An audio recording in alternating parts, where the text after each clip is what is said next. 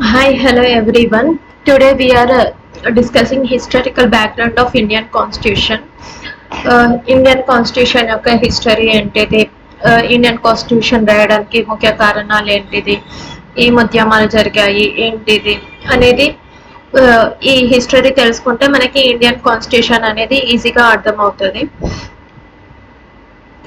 History ఎప్పుడు start అయింది ఏంటిది అంటే in 1600 the British came in to India as traders in the form of East India company. 1600లో British వాళ్ళు ఇండియాకి వచ్చారు. ఏ పర్పస్కి వచ్చారు? హ్యాస్ ఎ ట్రేడర్స్తో వాళ్ళు ఇండియాలో అడుగు పెట్టారు. 1600 ఎప్పుడు 1600లో వాళ్ళు వచ్చారు. అండ్ ఏం చేశారంటే ఈస్ట్ ఇండియా కంపెనీని వాళ్ళు ఎస్టాబ్లిష్ చేశారు. ఈ ఈస్ట్ ఇండియా కంపెనీని వాళ్ళు ఎప్పుడు ఎస్టాబ్లిష్ చేశారంటే ఫస్ట్ ఈస్ట్ ఇండియా కంపెనీ వచ్చేసి 1608లో. 1608లో వాళ్ళ ఫస్ట్ ఈస్ట్ ఇండియా కంపెనీ ఎక్కడ ఎస్టాబ్లిష్ చేశారంటే సూరత్ అనే ప్రాంతంలో వాళ్ళు first east India company establish చేశారు. జహంగీర్ అప్పుడు పరిపాలిస్తున్న మొఘల్ ఎంపరర్ జహంగీర్ నుంచి వాళ్ళు పర్మిషన్ తీసుకొని వాళ్ళు ఈస్ట్ ఇండియా కంపెనీని అక్కడ ఎస్టాబ్లిష్ చేసుకున్నారు. అలాగే సూరత్ నుంచి కొన్ని మిగతా ప్రాంతాలకు కూడా మద్రాస్, కలకత్తా ఇలా అనేక చోట్ల వాళ్ళు వాళ్ళ ఈస్ట్ ఇండియా కంపెనీని ఎస్టాబ్లిష్ చేసుకుంటూ వాళ్ళ ట్రేడింగ్ ని కొనసాగిస్తూ ఉన్నారనమాట. In 1765, it got exclusive rights of trading in India by Queen Elizabeth I.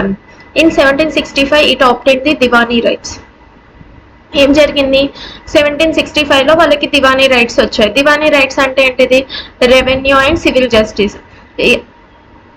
ఏ ఏ ప్రాంతాల మీద? బెంగాల్, ఒరిస్సా అండ్ బీహార్. బీహార్ అండ్ ఒరిస్సా ఈ మూడు ప్రాంతాల మీద వాళ్ళకి దివానీ రైట్స్ అంటే రెవెన్యూ. వాళ్ళు అక్కడ వచ్చే రెవెన్యూ మీద వాళ్ళు శిస్తు పన్ను అంటే ట్యాక్సెస్ కలెక్ట్ చేసుకునే రైట్ అనేది ఈస్ట్ ఇండియా కంపెనీకి లభించింది. ఈ దివానీ రైట్స్ రావడానికి కారణం ఏంటిదంటే 1757లో బ్యాటిల్ ఆఫ్ ప్లాసీ జరిగింది అండ్ 1764లో బ్యాటిల్ ఆఫ్ బక్సర్ జరిగింది. ఈ రెండు బ్యాటిల్స్ వలన బ్రిటిష్ వాళ్ళు ఇండియన్స్ ని ఓడించి ఈ దివానీ రైట్స్ అనేది వాళ్ళు గెలుచుకున్నారనమాట. దివానీ రైట్స్ వాళ్ళకి వెళ్ళిపోయాయి ఈ మూడు ప్రాంతాల మీద. తర్వాత in 1858 in the wake of Sipai Mutiny, the British Crown assumed direct responsibility for the government of India. This continued till 1947 August 15. ఏంటిది? ఇన్ 1858లో ఏమైందంటే అప్పటి వరకు జరుగుతున్న company rule, east India company ruling చేస్తున్న రూలింగ్ ని కాస్త బ్రిటిష్ క్రౌన్ కి వెళ్ళిపోయింది. డైరెక్ట్ గా బ్రిటిష్ పరిపాలించడం స్టార్ట్ చేసింది. అది ఎందుకు చేసింది, ఏంటిది కారణం అంటే 1857లో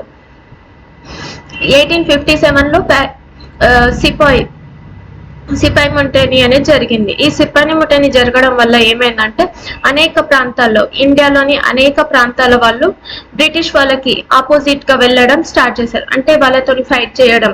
ఎందుకు? వాళ్ళు కలెక్ట్ చేసే రెవెన్యూ కానీ వాళ్ళు చేసే అక్రమాలు అవన్నీ కూడా ఇండియా వాళ్ళకి నచ్చక మా పరిపాలన మేమే చేసుకుంటాం, మా రాజ్యం మేమే చూసుకుంటాం, మీరు వెళ్ళిపోండి అని అలా వాళ్ళు రివర్స్ ఫైట్ చేశారు. మాకు ఫ్రీడమ్ కావాలి, మేము మీ పాలనలో మేము ఉండము అని మన ఇండియన్స్ బ్రిటిష్ కి ఎదురు తిరిగి ఫైట్ చేశారు. బ్రిటిష్ వాళ్ళ మిలిటరీ కానీ అవి స్ట్రాంగ్ గా ఉండడం వలన మన ఇండియా వాళ్ళని ఈజీగా ఓడించి అన్ని ప్రాంతాలను ఆక్యుపై చేసుకున్నారు. అన్ని ప్రాంతాలను ఆక్యుపై చేసుకొని బ్రిటిష్ క్రౌన్ ఏం చేసిందంటే ఈ సిపాయి ముటనీ రావడం వలన ఈస్ట్ ఇండియా కంపెనీ రూలింగ్ కాస్త తన చేతిలోకి లాక్కుంది. ఐ మీన్ ఇంత జరుగుతున్నా కూడా కంపెనీ రూలింగ్ బాగాలేదు, కంపెనీ ఏం చేస్తుంది ఈస్ట్ ఇండియా కంపెనీ అని బ్రిటిష్ కంపెనీ నుంచి తప్పించి తను రూల్ చేయడం, డైరెక్ట్ గా బ్రిటిష్ గవర్నమెంట్ రూల్ చేయడం స్టార్ట్ చేసింది. అయితే మనం ఈ రూలింగ్ ని 2 టైప్స్ గా డివైడ్ చేస్తాం. ఏంటిది? 1764 నుంచి 1857 వరకు ఉన్నది company rule. I mean company east India company చేసిన రూలింగ్ ని కంపెనీ రూల్ అంటాం.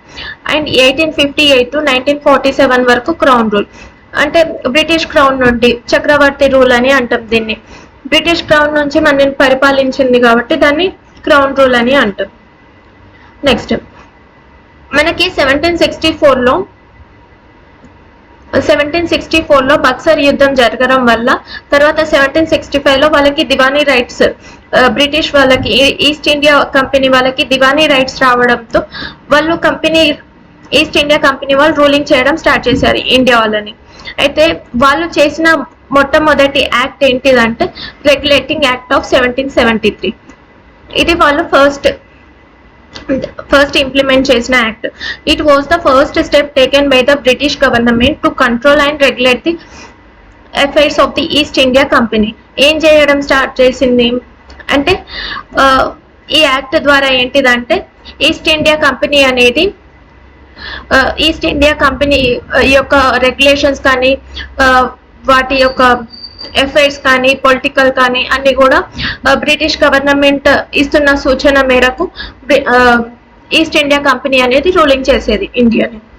It recognised for the first time the political and administrative function of company. It laid the foundation of central administration in India. ఏమైంది? Political and administrative functions ఈ company యొక్క అంటే ruling start చేసింది కదా, political గా administration గా India వాళ్ళకి ఇక రూలింగ్ వాళ్ళ యొక్క పరిపాలన అనేది స్టార్ట్ అయింది. It designated the governor of Bengal as the governor general of Bengal. ఏం చేసింది? అప్పటి వరకు ఉన్న గవర్నర్ ఆఫ్ బెంగాల్ ని తీసేసి దాని ప్లేస్ లో గవర్నర్ జనరల్ ఆఫ్ బెంగాల్ ని పెట్టారు. ఈ గవర్నర్ జనరల్ ఆఫ్ బెంగాల్ పెట్టి ఏంటిది, అప్పటి వరకు ఉన్న సపరేట్ లెజిస్లేటివ్ పవర్స్ లో ఉన్న మద్రాస్ అండ్ బాంబే ఈ రెండు స్టేట్స్ యొక్క పవర్స్ కూడా బెంగాల్ కిందికి మార్చేశారు. అన్ని కలిపి గవర్నర్ జనరల్ ఆఫ్ బెంగాల్ కిందికి మార్చేశారు. The first governor general of Bengal was lord Warren Hasting. First governor general of Bengal వచ్చేసి lord Warren Hasting. Establishment of supreme court at Calcutta in 1774. 1774లో ఏం జరిగింది? కలకత్తాలో సుప్రీం కోర్ట్ ని ఎస్టాబ్లిష్ చేశారు. అండ్ అక్కడ ఆల్రెడీ మేయర్ కోర్ట్ గా ఉన్న కోర్ట్ ని తీసేసి దాన్ని సుప్రీం కోర్ట్ గా మార్చారు 1774లో. And 1 chief justice and 3 other judges, 4 న్యాయమూర్తులతోని సుప్రీం కోర్ట్ ని ఏర్పాటు చేశారు. Sir Elijah Impey was the chief justice of the supreme court. Sir Elijah Empey ప్రధాన న్యాయమూర్తి అండ్ అతనితో పాటు 3 న్యాయమూర్తులు. It strengthen the control of British government over the company by requiring court of directors to reports on it revenue, civil and military affairs. ఏం చేశారంటే ఈ regulating act implement చేసినప్పుడు దాని యొక్క ఇప్పుడు గవర్నమెంట్ రూలింగ్ ఎలా చేశారంటే కోర్ట్ ఆఫ్ డైరెక్టర్స్ ని పెట్టారు. ఎంత మందిని అంటే 4 members of court of directors ని పెట్టి వాళ్ళకి ఏం అప్పచెప్పారంటే రెవెన్యూ మీద, రెవెన్యూ కానీ సివిల్ కానీ మిలిటరీ అఫైర్స్ ఇవన్నీ ఇండియాలో వీటినన్నిటిని చూసుకునేలాగా కోర్ట్ ఆఫ్ డైరెక్టర్స్ ని పెట్టారు. ఇవన్నీ కూడా కంపెనీ ఈస్ట్ ఇండియా కంపెనీ వీటినన్నిటిని చూసుకుంటూ వీటి యొక్క రిపోర్ట్స్ అన్ని కూడా బ్రిటిష్ గవర్నమెంట్ కి అప్పచెప్తూ ఉండాలి, అప్డేట్ చేస్తూ ఉండాలి. Next Pitts India act of 1784. ఈ యాక్ట్ ఎందుకు వచ్చింది అంటే regulating act of 1773. Regulating act of 1773లో ఏమైనా మార్పులు చేర్పులు ఉంటే వాటిని చేయడానికి ఈ యాక్ట్ అనేది పెట్టారు. This act is to rectify the defects of regulating act of 1773 and it is called the settlement act. అదే 1773 యాక్ట్ లో ఏమైనా తీసేయవలసింది ఉంటే తీసేయడం, లేకపోతే ఇంకా ఏమైనా ఇంప్లిమెంట్ చేయాలా, ఇంకా ఏమైనా మార్పులు చేయాలా అనే వాటితోటి ఈ యాక్ట్ అనేది ఇంప్లిమెంట్ చేశారు. It established A double government. ఇది డబుల్ గవర్నమెంట్ సిస్టమ్ అనేది ఎస్టాబ్లిష్ చేశారు ఈ యాక్ట్ ద్వారా. డబుల్ గవర్నమెంట్ సిస్టమ్ ద్వారా ఏంటిదంటే అప్పటి వరకు ఈస్ట్ ఇండియా కంపెనీ రూలింగ్ చేస్తున్న కమర్షియల్ అండ్ పొలిటికల్ ఫంక్షన్స్ అన్ని కూడా ఒక చోటనే ఉండేటి. కానీ ఈ డబుల్ గవర్నమెంట్ ద్వారా ఏంటిదంటే కమర్షియల్ అండ్ పొలిటికల్ ఫంక్షన్స్ ని వేరు చేశారు. It established a system of double government. It distinguished between the commercial and political functions of the company. ఈ కమర్షియల్ అండ్ పొలిటికల్ ఫంక్షన్స్ ని డివైడ్ చేసి కమర్షియల్ వాటిని అప్పటి వరకు ఉన్న కోర్ట్ ఆఫ్ డైరెక్టర్స్ కి కమర్షియల్ పవర్స్ కమర్షియల్ ఫంక్షన్స్ అప్పచెప్పారు. And కొత్తగా బోర్డ్ ఆఫ్ కంట్రోల్ మెంబర్స్ ని పెట్టారు. ఈ board of control 6 members board of control. వీళ్ళు ఏంటిదంటే పొలిటికల్ అఫైర్స్ మేనేజ్ చేయాలి. పొలిటికల్ అఫైర్స్ లో ఏముంటాయి, సివిల్ అండ్ మిలిటరీ. వీటి గురించి సివిల్ అండ్ మిలిటరీ, గవర్నమెంట్, రెవెన్యూ ఇవన్నీ కూడా బోర్డ్ ఆఫ్ కంట్రోల్ వాళ్ళు చూసుకునేలా పెట్టారు. ఈ రెండు కూడా వాటి యొక్క ఫంక్షన్స్ చేసి ఈస్ట్ ఇండియా కంపెనీ నుంచి బ్రిటిష్ వాళ్ళకి ఎప్పటికప్పుడు రిపోర్ట్స్ ఇస్తూ ఉండాలి. Next charter act of 1833. ఈ చార్టర్ యాక్ట్ ద్వారా ఏంటిదంటే ఫస్ట్ మనం 1773లో ఈస్ట్ ఇండియా యొక్క కంపెనీ యొక్క ట్రేడింగ్ పర్పస్ 20 years కి, అంటే బ్రిటిష్ క్రౌన్ ఏం చేసిందంటే 20 years వరకు వ్యాపారం చేసుకోవచ్చు అనే పర్మిషన్ ఇచ్చింది.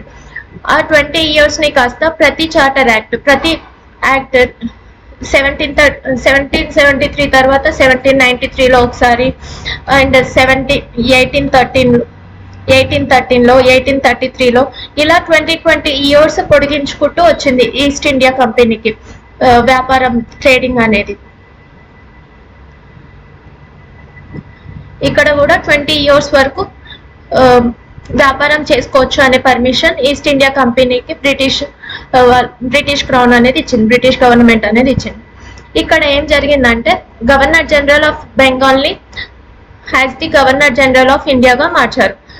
అప్పటి వరకు ఉన్న governor general of Bengal post ని వీళ్ళు గవర్నర్ జనరల్ ఆఫ్ ఇండియాగా రిప్లేస్ చేశారు. అండ్ ఈ గవర్నర్ జనరల్ ఆఫ్ ఇండియాకి అన్ని powers, I mean civil, military powers అన్ని కూడా గవర్నర్ జనరల్ ఆఫ్ ఇండియాకి అప్పచెప్పారు. Lord William Bentinck was the first governor general of India. Lord William Bentinck అనేవాడు first governor general of India. అప్పుడు అన్ని పవర్స్ అన్ని చూసుకునే అతను lord William Bentinck. It deprived the governor of Bombay and Madras of the legislative powers. ఏంటి, Bombay and Madras వాళ్ళ legislative powers ని తీసేసి ఇవి గవర్నర్ జనరల్ ఆఫ్ ఇండియా కిందికి పెట్టేశారు, కమాండ్ చేసేసారు. మూడింటిని కమాండ్ చేసేసి గవర్నర్ జనరల్ ఆఫ్ ఇండియా అతను లార్డ్ విలియం బెంటింగ్ కిందనే ఇవన్నీ అతనే అన్ని రెసిడెన్సీస్, అన్ని స్టేట్స్, ప్రొవిన్సెస్ కి వర్తించేవాడు, అన్నిటిని చూసుకునేవాడు. The governor general of India was given exclusive legislative powers for the entire British India. ఇతనికి మొత్తం ఎంటైర్ బ్రిటిష్ ఇండియా ఎంతవరకు అయితే ఉందో అది మొత్తం కూడా గవర్నర్ జనరల్ ఆఫ్ ఇండియాకి ఆయననే మొత్తం చూసుకుంటారు. అంటే ఇప్పుడు మనకి ప్రస్తుతం ఉన్న ప్రెసిడెంట్ పోస్ట్ అయితే ఎలా ఉందో అప్పుడు గవర్నర్ జనరల్ పోస్ట్ అలాంటిది, మొత్తానికి అతను హెడ్ లెక్క. In this act introduced A system of open competition. ఈ యాక్ట్ లో ఏం చేశారంటే open competition for selection of civil servants ని సెలెక్ట్ చేయడానికి ఓపెన్ కాంపిటీషన్ అనేది ఇంట్రడ్యూస్ చేశారు. ఏంటిది, మన ఇందులో ఇండియన్స్ కూడా పాల్గొనొచ్చు, అంటే ఇండియన్స్ కూడా సివిల్ సర్వీసెస్ కి ప్రిపేర్ అవ్వచ్చు, సివిల్ సర్వీసెస్ కి పార్టిసిపేట్ చేయొచ్చు, ఎగ్జామ్స్ రాయొచ్చు అనే పర్మిషన్ 1833 చార్టర్ యాక్ట్ కల్పించింది. అండ్ ఏమన్నదంటే Indian should not depend from any place, office and employment under the company. ఏంటిదంటే ఇండియన్స్ ఎందులో తక్కువ కాదు, ఇండియన్స్ కూడా అన్ని ఎంప్లాయ్మెంట్, అన్ని ఆఫీసెస్ లో అర్హులే, అందరికి క్వాలిఫికేషన్ ఉంటుంది, అందరూ పాల్గొనొచ్చు, అందరూ బ్రిటిష్ వాళ్ళతో పాటు మీరు కూడా ఎంప్లాయ్మెంట్ చేసుకోవచ్చు అనే పర్మిషన్ ఇండియన్స్ కి ఇచ్చింది. అండ్ దీంతో పాటు ఏం చేసిందంటే it ended the activities of East India Company as a commercial body which became a purely administrative body. ఇక్కడ ఏమైందంటే ఇప్పటి వరకు వ్యాపారం చేసుకుంటున్న ఈస్ట్ ఇండియా కంపెనీకి వేరే కమర్షియల్ బాడీ, అంటే ఇది కమర్షియల్ గా, అంటే రెవెన్యూగా ఇలాంటి అన్ని వదిలేసి ఓన్లీ అడ్మినిస్ట్రేటివ్ బాడీగా, ఓన్లీ అడ్మినిస్ట్రేషన్ చేసుకోవడానికి మాత్రమే పర్మిషన్ ఇచ్చింది. Next 1853 charter act of 1853. ఈ చార్టర్ యాక్ట్ ఏంటిదంటే దీని యొక్క పర్పస్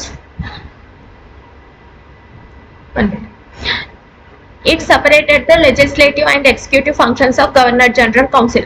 గవర్నర్ జనరల్ కి ఉన్న లెజిస్లేటివ్ ఎగ్జిక్యూటివ్ ఫంక్షన్స్ అన్నిటిని ఆ రెండింటిని డివైడ్ చేసి ఏం చేసిందంటే లెజిస్లేటివ్ కౌన్సిల్లో 6 మెంబర్స్ ని యాడ్ చేసింది అండ్ అంటే ఇప్పుడు ఏంటిది ఒకళ్ళు ఇంట్రడ్యూస్ చేస్తే ఎగ్జిక్యూట్ చేసేటోళ్ళు ఇంకొకరు అలా ఒకరికే కాకుండా బాధ్యతలు విడివిడిగా చేసి కొంతమందిని అందులో యాడ్ చేసి వాళ్ళకి అప్పచెప్పింది.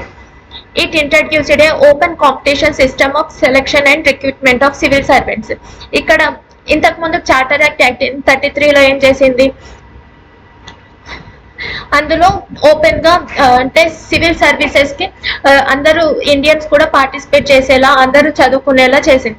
ఇక్కడ 1853లో ఏం జరిగిందంటే సివిల్ సర్వెంట్స్ కి ఎగ్జామ్స్ కూడా Indians civil servants exam participate చేయొచ్చు అనే పర్మిషన్ ఇచ్చింది. అండ్ దీంతో పాటు ఏం చేసిందంటే 1 lakh for students schooling purpose కి కూడా అలోకేట్ చేసింది east India company.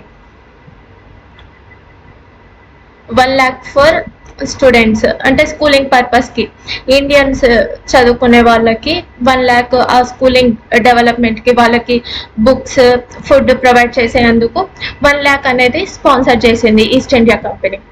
It extended the company rule and allowed it to retain the position of Indian territories on trust of British crown. ఇక్కడ ఏం చేసిందంటే అప్పటి వరకు ఈస్ట్ ఇండియా కంపెనీ వేరే దేశాలతోని అంటే చైనా వాళ్ళతోని ఎవరితోని వ్యాపారం చేయకుండా ఓన్లీ ఇండియన్స్ తోనే వ్యాపారం చేయాలి, ఓన్లీ ఇండియన్స్ టెరిటరీలోనే ట్రేడింగ్ చేయాలి అనేది లిమిటేషన్ పెట్టింది. It introduced the local representation in the India central legislative council.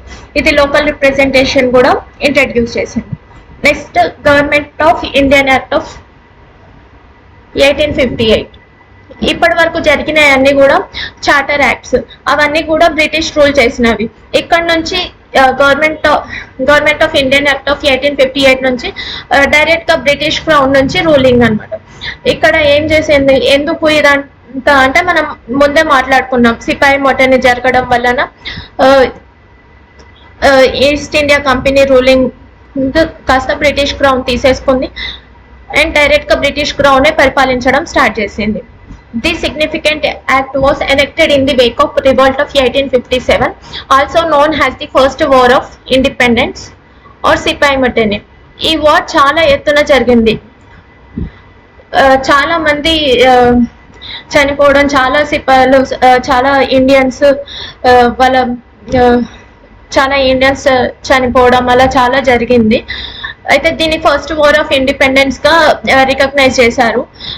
ఈ వార్ జరిగిన తర్వాత బ్రిటిష్ వాళ్ళకి కొంచెం భయం అనేది కలిగింది, ఎక్కడ ఇండియన్స్ తిరగబడడం స్టార్ట్ చేస్తారో ఏంటో అని.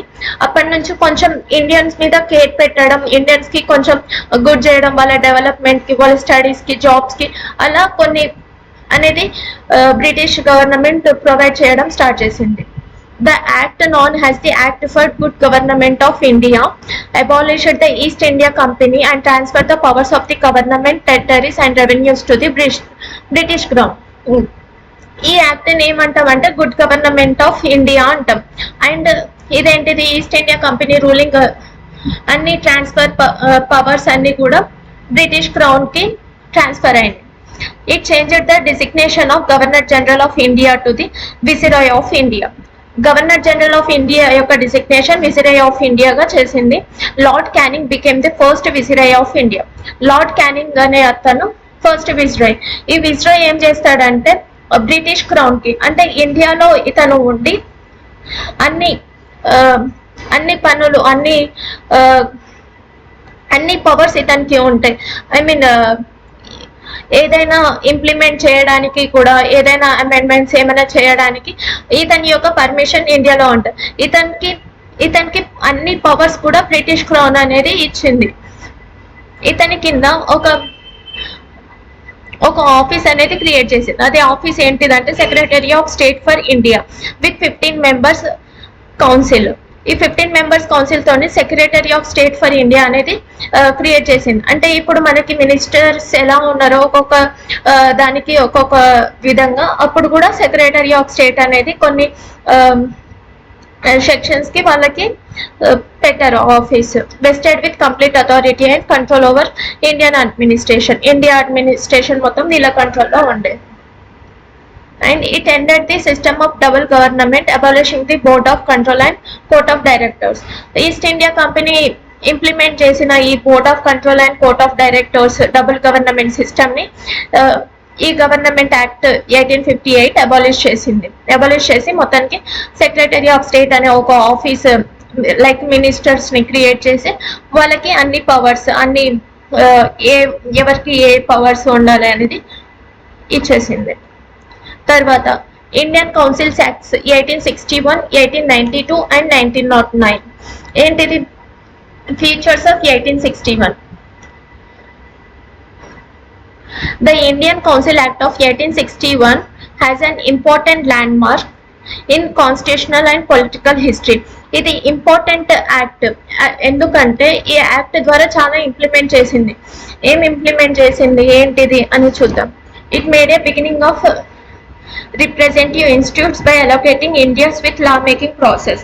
ఇండియన్స్ కి ఏంటిది లా మేకింగ్ లో పర్మిషన్ ఇచ్చింది, అంటే న్యాయ సంస్థలో వాళ్ళు కూడా పాల్గొనేలా పర్మిషన్ ఇచ్చింది. న్యాయ సంస్థలో వాళ్ళు కూడా ఉండొచ్చు, వాళ్ళు కూడా క్వశ్చన్స్ వేయొచ్చు అనే పర్మిషన్ ఇండియన్స్ కి ఇచ్చింది. It initiated the process of decentralisation by storing the legislative powers to the Bombay and Madras presidency.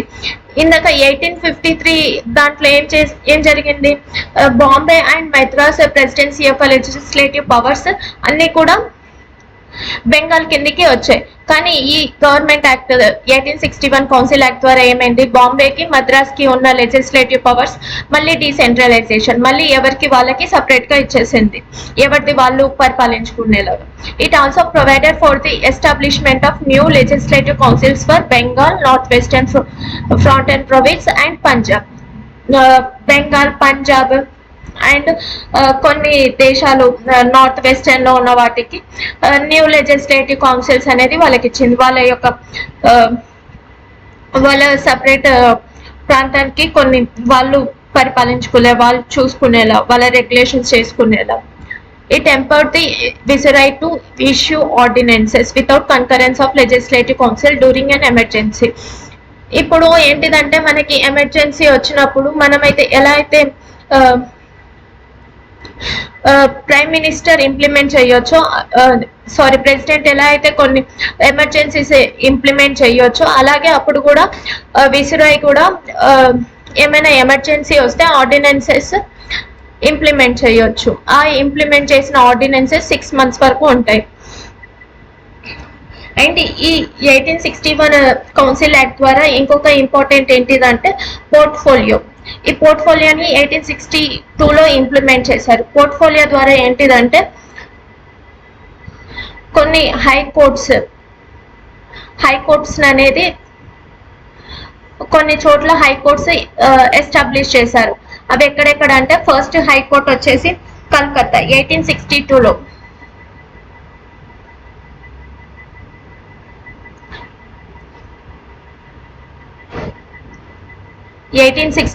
Calcutta first high court.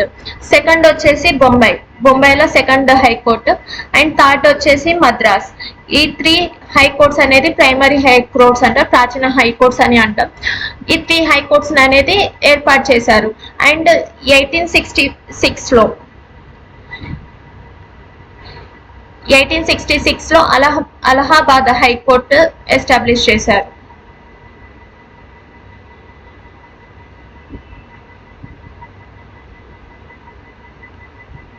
ఈ హైకోర్ట్స్ అనేది ఎస్టాబ్లిష్ చేశారు 1861 కౌన్సిల్ యాక్ట్ ద్వారా. Next features of the act of 1892. ఈ యాక్ట్ యొక్క పర్పస్ ఏంటిదంటే 1861లో ఏమైనా చేర్పులు మార్పులు చేయవలసినవి ఉంటే, ఇంప్రూవ్మెంట్ చేయవలసినవి ఉంటే ఈ యాక్ట్ ద్వారా ఇంప్రూవ్మెంట్ చేస్తారు అనమాట. It increased the number of additional members in the central and provisional legislative councils but maintained the official majority in them. ఏం చేశారంటే central and provincial legislative councils లో కొంతమందిని యాడ్ చేశారు. It increased the functions of legislative councils and gave them powers of discussing budget and addressing questions to the executive. ఇక్కడ ఏం జరిగిందంటే ఈ act ద్వారా బడ్జెట్ మీద అంటే డిస్కస్ చేయడానికి ఇండియన్స్ కి పర్మిషన్ ఇచ్చారు. ఇండియన్స్ కూడా బడ్జెట్ విషయంలో అంటే ఇంప్లిమెంట్ విషయంలో డిస్కస్ చేయొచ్చు అని. కానీ బడ్జెట్ మీద ఎలాంటి క్వశ్చన్ చేయడానికి వాళ్ళకి రైట్ లేదు, జస్ట్ డిస్కస్ చేయొచ్చు అంతే. It provided for the nomination of some non-official members of the Central Legislative Council by the Viceroy. Non-official members అంటే వీళ్ళు ఎలా ఉంటారంటే అక్కడ ఆ సభలో పాల్గొనొచ్చు కానీ ఓట్ వేయకూడదు అలా అన్నమాట. అలా కొంతమందిని నామినేషన్ చేశారు బై ద విసిరై. ఎవరు చేశారంటే విసిరై అతను కొంతమందిని నాన్ అఫీషియల్ మెంబర్స్ ని నామినేట్ చేశారు బడ్జెట్ గురించి కానీ దేని గురించి కానీ డిస్కస్ చేయడానికి. కాకపోతే వాళ్ళకి బడ్జెట్ విషయంలో కానీ ఏ విషయంలో ఇంప్లిమెంటేషన్ విషయంలో కానీ వాళ్ళకి ఓట్ వేయడానికి రైట్ ఉండదు. Provincial legislative councils by the governors on the recommendation of district boards, municipalities, universities, trade associations, jamindars and chambers. ఇక్కడ ఏంటిది ఈ ప్రొవిన్షియల్ లెజిస్లేటివ్ కౌన్సిల్స్ లో ఏంటిదంటే గవర్నర్స్ విసిరాయి ఉన్నారు కదా, అతని కింద గవర్నర్స్ ని రికమెండ్ చేశారు అనమాట. గవర్నర్స్ ఏంటిదంటే డిస్ట్రిక్ట్ బోర్డ్స్ లో మున్సిపాలిటీస్ లో వీటి ఈ యొక్క బాధ్యతలు అన్ని ఇంప్రూవ్మెంట్స్ డెవలప్మెంట్ కొరకు గవర్నర్స్ ని allocate చేస్తారు. The act made a limited and indirect provision for the use of election in filling up some of non-official seats both in central and provincial. ఈ యాక్ట్ ద్వారా మొట్టమొదటిసారి పరోక్ష ఇండైరెక్ట్ ఎలక్షన్స్ అనేది implement చేశారు. ఈ elections implement చేసి ఏం చేశారు, కొన్ని నాన్ అఫీషియల్ సీట్స్ కొన్ని మిగిలిపోయిన సీట్స్ లో central and provincial legislative councils లో ఫిల్అప్ చేయడానికి ఈ ఎలక్షన్స్ అనేది ఇంప్లిమెంట్ చేశారు. Next features of the Act of 1909. ఈ యాక్ట్ 1908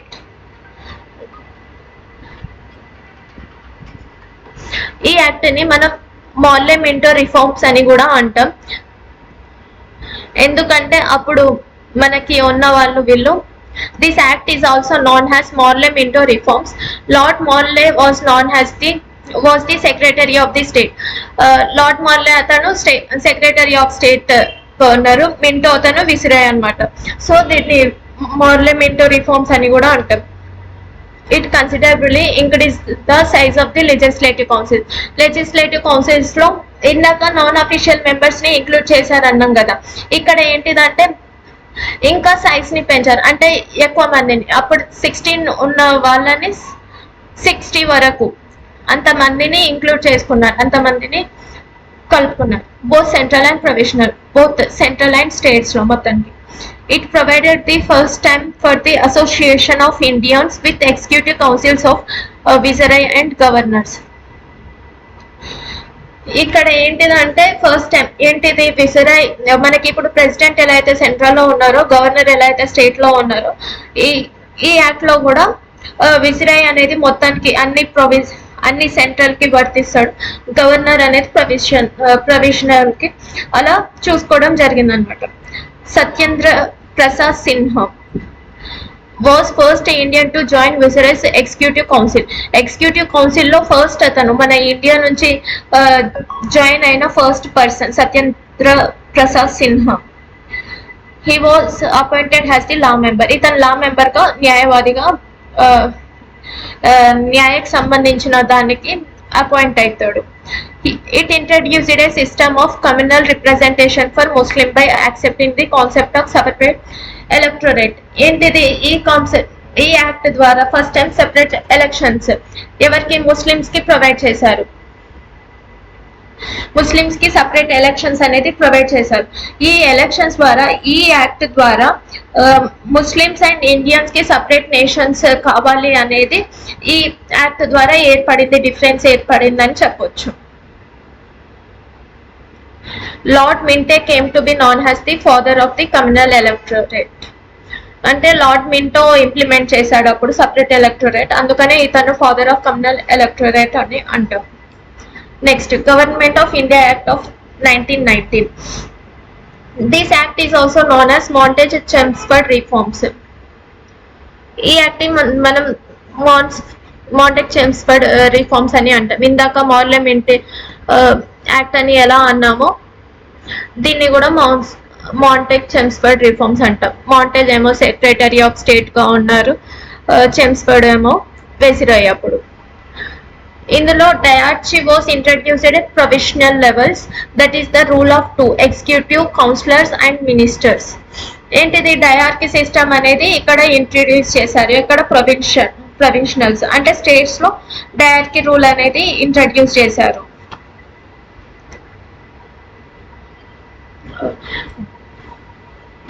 తర్వాత government of provinces was accountable to legislative council of state for transfer subjects but not reserved subjects. All the functions of the government were divided into state and central and state. ఏమైంది government అన్ని provinces అన్ని కూడా divide చేసింది. Centre కి state కి separate గా, centre వి ఏంటి state వి ఏంటి అనే ఫంక్షన్స్ అన్ని కూడా డివైడ్ చేసింది.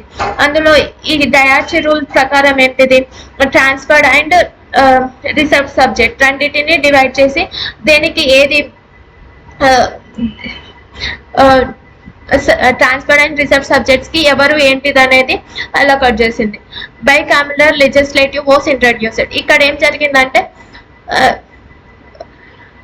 bicameral legislative was introduced at the center consisting council of state and central legislative council. ఏంటిది స్టేట్ లో అప్పర్ హౌస్ లోవర్ హౌస్ ఈ రెండింటిని ఇంట్రడ్యూస్ చేశారు. ఇప్పుడు మనకి రాజ్యసభ లోక్సభ ఉన్నట్టు ఈ రెండింటిని council of states and central legislative council ఈ రెండు ఈ యాక్ట్ ద్వారా ఇంప్లిమెంట్ చేశారు.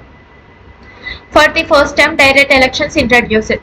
1909 లో ఏంటిది ఇండైరెక్ట్ ఎలక్షన్స్ మనకి పరోక్ష ఎలక్షన్స్ అనేది ఇంట్రడ్యూస్ చేశాడు. కానీ ఇప్పుడు 1919 లో ఏంటి డైరెక్ట్ ఎలక్షన్స్ ప్రత్యక్ష ఎలక్షన్స్ అనేది ఇంట్రడ్యూస్ చేశారు.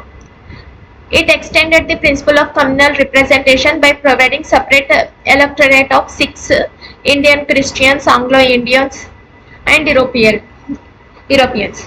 1909 లో ఏంటిది ఓన్లీ ముస్లిమ్స్ కే సపరేట్ ఎలక్షన్స్ అనేది ప్రొవైడ్ చేశారు. కానీ ఇక్కడ 1919 కి వచ్చేసి 6 ఇండియన్ క్రిస్టియన్స్ కి, ఆంగ్లో ఇండియన్స్ కి అండ్ యూరోపియన్స్ కి కూడా ప్రొవైడ్ చేశారు సపరేట్ ఎలక్టరేట్. నెక్స్ట్ ఇంకా ఏం జరిగిందంటే it granted the franchise to limited number of the people on the basis of property, tax and education. Franchise అంటే ఏం లేదు, పవర్స్ కొంతమంది పీపుల్ కి అంటే వాళ్ళ యొక్క ప్రాపర్టీ, ట్యాక్స్, ఎడ్యుకేషన్ వాటికి సంబంధించి వాళ్ళకి కొన్ని పవర్స్ ఇవ్వడం. అంటే కొన్ని ఇప్పుడు ఎంప్లాయ్మెంట్స్ లెక్క కానీ ఆఫీసెస్ లో అలా కొన్ని వాళ్ళకి వాళ్ళ దాంట్లో ఆఫీస్ లో చేర్చుకోవడం వల్ల వాళ్ళకి కొన్ని లిమిటెడ్ పవర్స్ అనేది వాళ్ళకి ఇచ్చారు. లిమిటెడ్ పీపుల్ కి వాళ్ళ యొక్క క్వాలిఫికేషన్, వాళ్ళ ప్రాపర్టీ, ట్యాక్స్ అవి చూసుకొని వాళ్ళకి ప్రొవైడ్ చేశారు. It provided for the establishment of public service commission. ఇక్కడ ఈ యాక్ట్ ద్వారా ఏంటిదంటే పబ్లిక్ సర్వీస్ కమిషన్ ని ఎస్టాబ్లిష్ చేశారు. మనకి అప్పటి వరకు only UPSC, only civil services కే ఉండే. కానీ 1919 యాక్ట్ ద్వారా ఏంటిదంటే పబ్లిక్ సర్వీస్ కమిషన్ అంటే స్టేట్స్ లో, ప్రొవిన్సెస్ లో, సెంటర్ లో జాబ్స్ అంటే ఎంప్లాయ్మెంట్స్ కోసం పబ్లిక్ సర్వీస్ కమిషన్ ని ఎస్టాబ్లిష్ చేశారు. అండ్ ఇందులో వచ్చేసి central public service commission was set up in 1926 for recruiting civil servants. ఈ సెంట్రల్ పబ్లిక్ సర్వీస్ కమిషన్ ఏంటిది సివిల్ సర్వెంట్స్ ని తీసుకోవడానికి, రిక్రూట్మెంట్ చేసుకోవడానికి అనేది ఎస్టాబ్లిష్ చేశారు. It provided for the appointment of statutory commission in 1927, popularly known as Simon Commission, to inquire into and report on its working after 10 years of its coming to force. ఏంటిది ఇక్కడ వరకు పరిపాలిస్తున్న British government ఏం చేసిందంటే Simon commission ని enquiry చేయమని, అంటే government ruling ఎలా ఉంది, బ్రిటిష్ గవర్నమెంట్ బ్రిటిష్ ఇండియాలో ఎలా సాగుతుంది అనేది రిపోర్ట్ చేయడం కోసం సైమన్ కమిషన్ ని ఇండికేట్ చేసింది. సైమన్ కమిషన్ ని పంపింది 1927 లో. అయితే సైమన్ కమిషన్ పంపాక ఈ సైమన్ కమిషన్ గురించి పెద్ద గొడవనే జరిగింది మన ఇండియన్స్. అంటే సైమన్ కమిషన్ వాళ్ళు 7 మెంబర్స్ ని అపాయింట్ చేశారు ఈ కమిటీకి. 7 మెంబర్స్ కూడా బ్రిటన్ అవ్వడం వలన ఇండియన్స్ ఆ సైమన్ కమిషన్ ని ఒప్పుకోలేదు. సైమన్ గో బ్యాక్ అనే నినాదాలతోని మూవ్మెంట్ అనేది స్టార్ట్ చేశారు. In November 1927, the British government appointed 7-member statutory commission under the chairman of the Sir John Simon to report on the condition of India under its new constitution. దాని యొక్క British constitution కింద British India ఎలా ruling ఉంది అనేది దాన్ని enquiry చేయడం కోసం 7 members committee members తోని సర్ జాన్ సైమన్ చైర్మన్ గా ఈ కమిషన్ అనేది నియమించింది. All the members of the commission were British. అందరూ బ్రిటిష్ అవ్వడం వలన ఆల్ పార్టీస్ అప్పటికి జరుగుతున్న ఇండియన్ నేషనల్ కాంగ్రెస్ పార్టీ వీళ్ళందరూ కూడా ముస్లిం పార్టీ వీళ్ళందరూ కూడా అపోజిషన్ చేశారు, బైకాట్ చేశారు. అంటే మాకు ఈ సైమన్ కమిషన్ వద్దు, ఇది మా ఇండియాకి మా ప్రాబ్లమ్స్ కి ఏం జరుగుతుందో మాకు కన్వీనియంట్ గా రిపోర్ట్ ఇవ్వదు, బ్రిటిష్ వాళ్ళకి కన్వీనియంట్ గానే రిపోర్ట్ ఇస్తుంది, మాకు ఈ కమిషన్ వద్దు అని బైకాట్ చేశారు. The commission submitted its report in 1930 and recommended the abolition of diarchy, extension of responsible government in provinces, establishment of Federation of British India and princely states, continuation of communal electorate and so on. ఈ commission ఏమని report ఇచ్చిందంటే 1927 లో appointment చేస్తే 1930 లో report ఇచ్చింది. ఏమని ఇచ్చిందంటే dyarchy rule ని అబాలిష్ చేయాలి అని. డయార్కీ రూల్ కింద ఏంటిది, ట్రాన్స్ఫర్డ్ అండ్ రెస్పాన్సిబుల్ రెండు ఉన్న వేర్వేరు చేసిన వాటిని అబాలిష్ చేసి వాటిని ఒకే విధంగా ఒక దాంట్లోనే ఉంచి రెస్పాన్సిబుల్ గవర్నమెంట్ స్టేట్స్ కి ప్రావిన్సెస్ కి రెస్పాన్సిబుల్ గవర్నమెంట్ ప్రొవైడ్ చేయాలి. అండ్ ఫెడరేషన్ అనేది బ్రిటిష్ ఇండియాకి ఇవ్వాలి అని మెన్షన్ చేసింది. అండ్ ఈ కమ్యూనల్ ఎలక్టోరేట్ కూడా కంటిన్యూ అవ్వాలని రిపోర్ట్ ఇచ్చింది. To consider the proposals of commission, the British government convert 3 round table conferences. ఈ రిపోర్ట్ ని కన్సిడర్ చేసిన బ్రిటిష్ గవర్నమెంట్ ఏం చేసింది అంటే రౌండ్ టేబుల్ కాన్ఫరెన్సెస్ నిర్ణయించింది. రౌండ్ టేబుల్ కాన్ఫరెన్సెస్ ఎప్పుడెప్పుడు జరిగాయి, 1930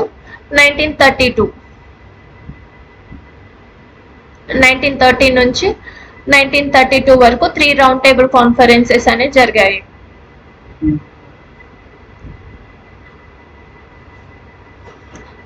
White paper on the constitution reforms was prepared and submitted for the consideration of the Joint Select Committee of the British Parliament. ఈ 3 round table conferences అయ్యాక దాన్ని ఎలా అంటే ఆ constitutional reforms white paper ఇక ఏం రాయలేదు, ఏం కన్సిడర్ చేయలేదు, ఏం రిఫార్మ్స్ రాయకుండానే ఇక సబ్మిట్ చేసేసింది. ఎందుకు అంటే ఈ 3 రౌండ్ టేబుల్ కాన్ఫరెన్సెస్ లో ఇండియన్ నేషనల్ కాంగ్రెస్ నుండి ఫస్ట్ రౌండ్ టేబుల్ కాన్ఫరెన్స్ లో ఇండియన్ నేషనల్ కాంగ్రెస్ నుండి ఎవరు పార్టిసిపేట్ చేయలేదు. గాంధీజీ, నెహ్రూ వీళ్ళెవరు పార్టిసిపేట్ చేయకపోవడంతో బ్రిటిష్ గవర్నమెంట్ కొంచెం డౌన్ అయింది.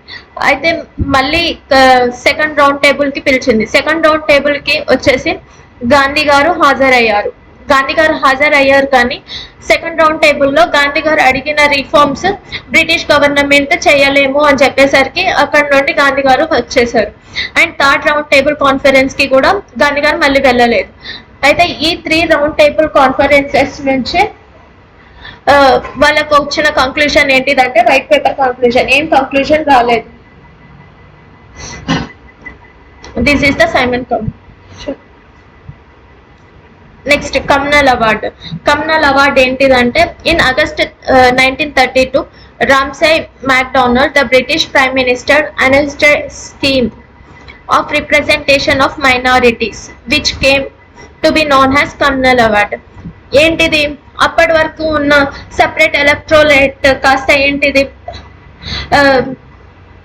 మైనారిటీస్ కి కూడా ఇస్తాం, మైనారిటీస్ కూడా సపరేట్ చేస్తామని అనేసరికి అప్పుడు అంటే అప్పటి వరకు ఉన్న ఈ ముస్లిమ్స్ కానీ క్రిస్టియన్స్ కానీ వేరే మతాల వాళ్ళకి ఇస్తుంటే ఓకే, ఇండియా ఏం అంతగా రియాక్ట్ అవ్వలేదు. కానీ ఈ minorities schedule caste depressed classes వాళ్ళకి కూడా ఇలా సపరేట్ చేస్తుంటే ఇండియన్స్ దానికి అగెనిస్ట్ గా ఫైట్ చేశారు. గాంధీజీ గారు దాన్ని అపోజ్ చేసి పూనా ప్యాక్ట్ అనేది స్టార్ట్ చేశారు. Fast to death Poona pact start చేసి మాకు ఈ కమ్యూనల్ అవార్డు వద్దు, వెనక్కి తీసుకోండి అని అన్నారు.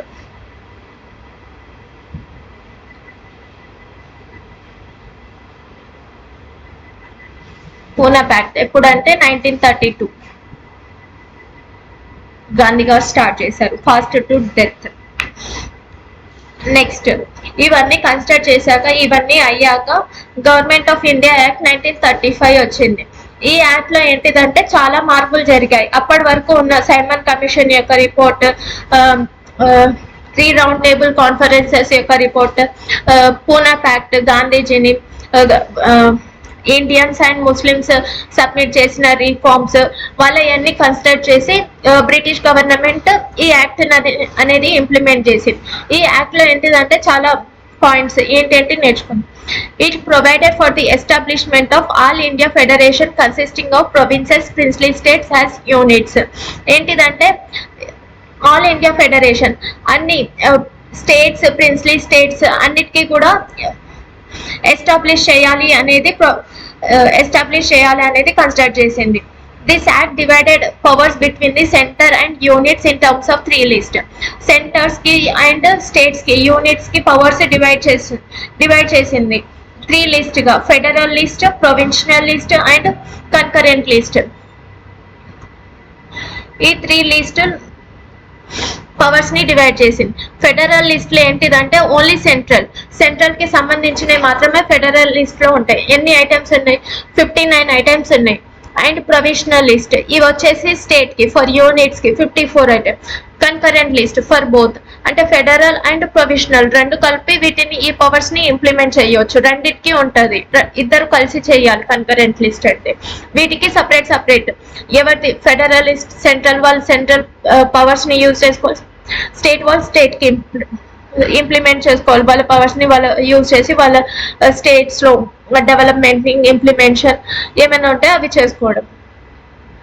It abolished the diarchy in the provinces and introduced provisional autonomy in its place. Diarchy rule అనేది ఇక్కడ abolish చేసింది. It provided for the adoption of diarchy at the center. State లో abolish చేసి సెంటర్ లో ఇంట్రడ్యూస్ చేసింది, adapt చేసింది. The federal subjects were divided into reserved subjects and transfer subjects. ఈ federal వచ్చేసి 2 types గా డివైడ్ అయినాయి, రిజర్వ్ సబ్జెక్ట్స్ గా అండ్ ట్రాన్స్ఫర్ సబ్జెక్ట్స్ గా. It introduced bicameralism in 6 out of 11 provinces. అప్పుడు ఉన్న 11 provinces లో 6 వాటికి bicameralism అనేది ఇంట్రడ్యూస్ చేసింది. ఏంటిది? Upper house and lower house రెండు. అవేంటి ప్రావిన్సెస్ అంటే Bengal, Bombay, Madras, Bihar, Assam and United provinces. వీటికి ఈ బైకామరల్ అనేది లెజిస్లేటివ్ కౌన్సిల్ అనేది ఇంట్రడ్యూస్ చేసింది.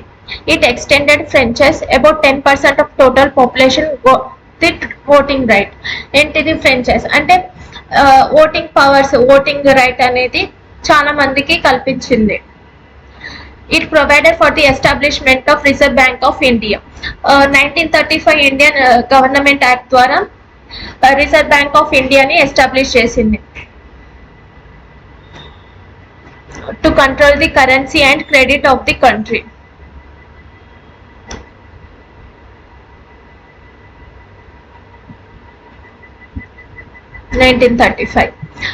It provided for the establishment of not only a federal public service commission but also a provincial public service commission and joint public service commission for 2 or more provinces. ఇదేం చేసిందంటే ఇప్పటి వరకు ఉన్న only UPSC, only public service commission ని federal public service commission గాను and provisional అంటే state public services ఇప్పుడు జరుగుతున్నాయి కదా స్టేట్ ఎగ్జామ్స్, అలా స్టేట్ పబ్లిక్ సర్వీస్ కమిషన్స్ కూడా అప్పుడు ఎస్టాబ్లిష్ చేసింది. స్టేట్ వాళ్ళకి provinces and joint public service commission అంటే 2 or more provinces కి, 2 or more states కి కలిపి జాయింట్ పబ్లిక్ సర్వీస్ కమిషన్ అని అంటారు. It provided for the establishment of the federal court. Federal court అనేది ఎస్టాబ్లిష్ అయింది, అది 1937లో.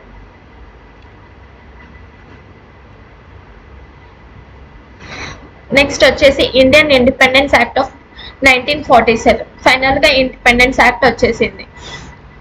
ఈ ఇండిపెండెన్స్ యాక్ట్ రావడానికి ఏంటిది, మౌంట్ బెటన్ ప్లాన్ అనేది ముఖ్యమైన కారణం.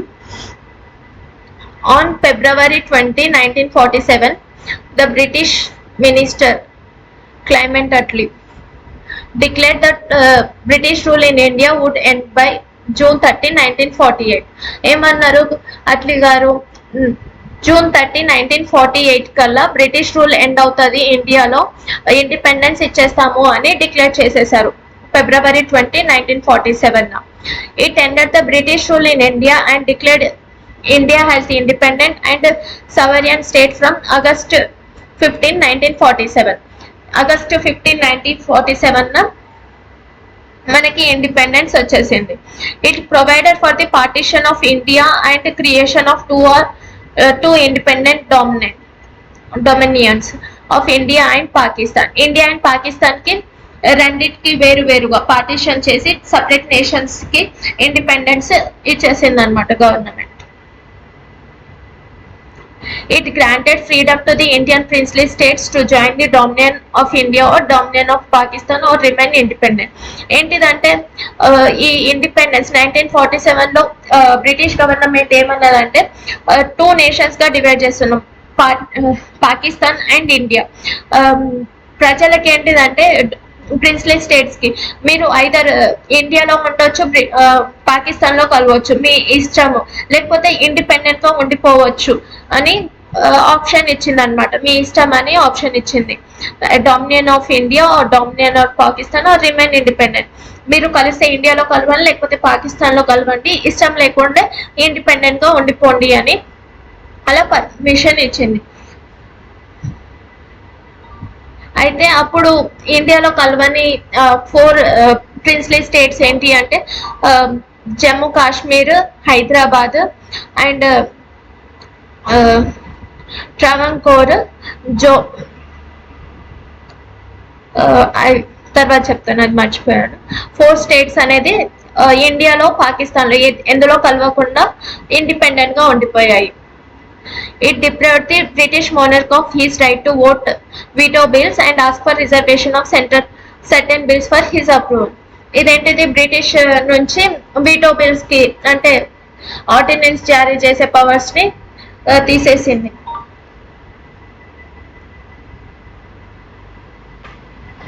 It abolished the office of Secretary of State for India and transferred his functions to the Secretary of State for Commonwealth. ఏంటిది, అప్పటి వరకు ఇంప్లిమెంట్ చేస్తున్న సెక్రటరీ ఆఫ్ స్టేట్ ఉన్న బ్రిటిష్ వాళ్ళది అపోలిష్ చేసి ఆ ఫంక్షన్స్ అన్ని కూడా ఇండియా వాళ్ళకి అప్పచెప్పేసింది. 1 minute.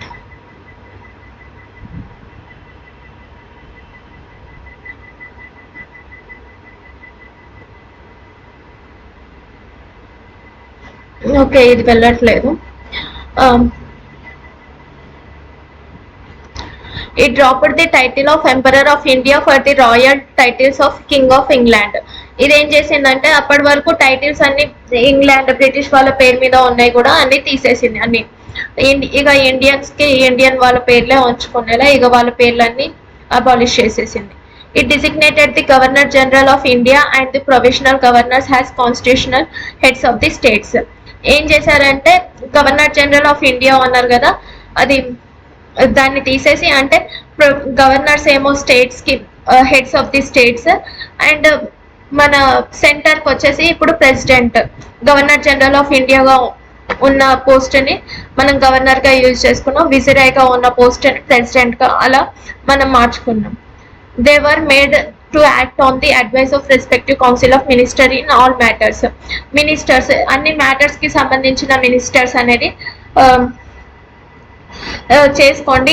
ఇప్పుడు ఫైనాన్స్ మినిస్టర్ ఇలా మనకి రైల్వే మినిస్టర్ ఇలా దేనికైతే సపరేట్ గా ఉన్నారు వాళ్ళు మనకి ఇలా సజెస్ట్ చేశారు. అన్ని ఏ డివిజన్ కి ఆ డివిజన్ కి మినిస్టర్స్ ని పెట్టుకోండి మినిస్టర్ అని వాళ్ళు మనకి సజెస్ట్ చేశారు. At the stroke of midnight of 15th August 1947, the British rule came to an end and power was transferred to the two new independent dominions of India and Pakistan. August 14th 15 midnight నాడు మనకి independence వచ్చింది 1947 August 14th midnight. The two independents Pakistan and India nations రెండింటికి independence వచ్చేసాయి. Lord Mountbatten became the first Governor General of new Dominion of India. Lord Mountbatten అతను first governor general of India, independent India. ఇంతే. Thank you అండి. ఈ classes కనుక మీకు అర్థమైతే, మీకు యూస్ఫుల్ అయితే లైక్ చేయండి అండ్ మీ ఫ్రెండ్స్కి కూడా షేర్ చేస్తారని అనుకుంటున్నా. Thank you very much.